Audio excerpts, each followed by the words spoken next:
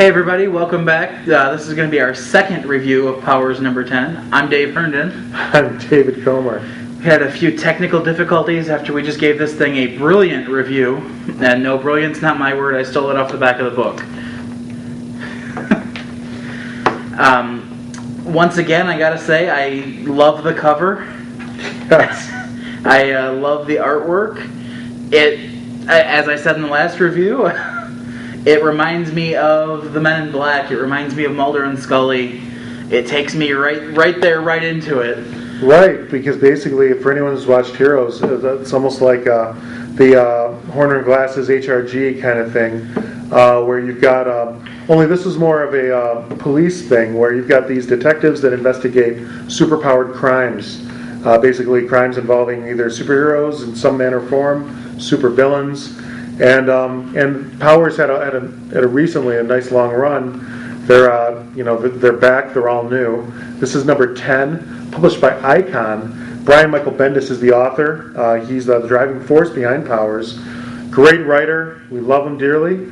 And some really neat art by Michael Avon Oeming, the co-creator. And as you can see, even inside, there's just some great two-panel spreads that just suck you in.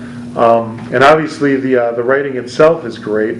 There's also for us though, we did deal with a handicap dealing with, despite the great art, despite the great storytelling, we were left a little cold just by jumping in at number 10. The story arc is apparently started maybe 3-4 issues ago. Yeah. So it's about a superpowered criminal with mass murders of superpowered ones in his wake. And Dave, you pretty much agree on that front, right? Well, since that's just a story recap. But yeah, with starting late, I do agree.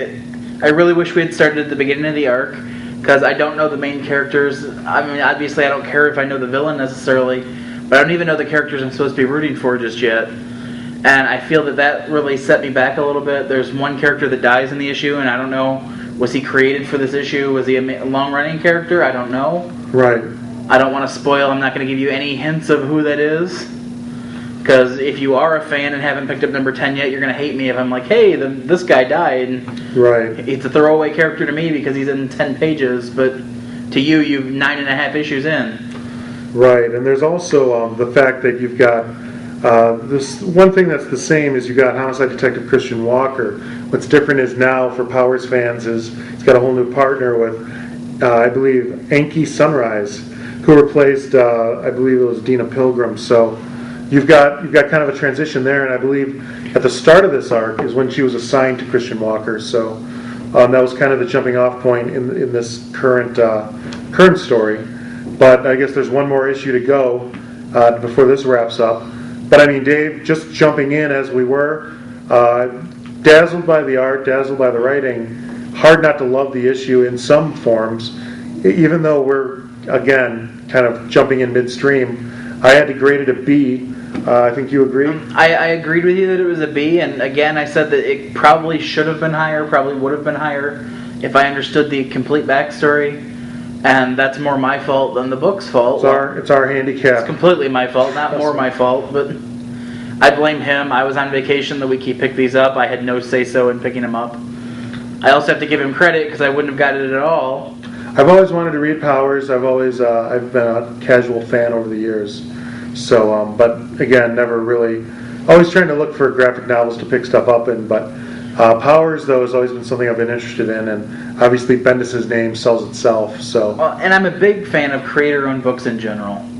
Like, as an artist, so to speak, myself, in the sense that I'm a writer and I produce things, I understand the power, the need for creator-owned. You put your name on it, you got to keep it, send it out there yourself.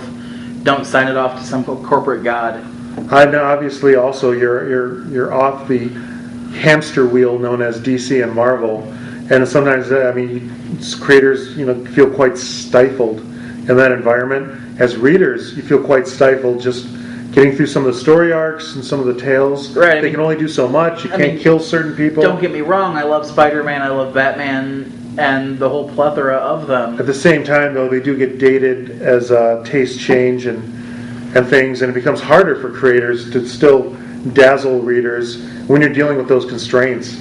And these creator-owned books where there really are no rules. Agreed. I love it. They're worth the time, and Powers is too.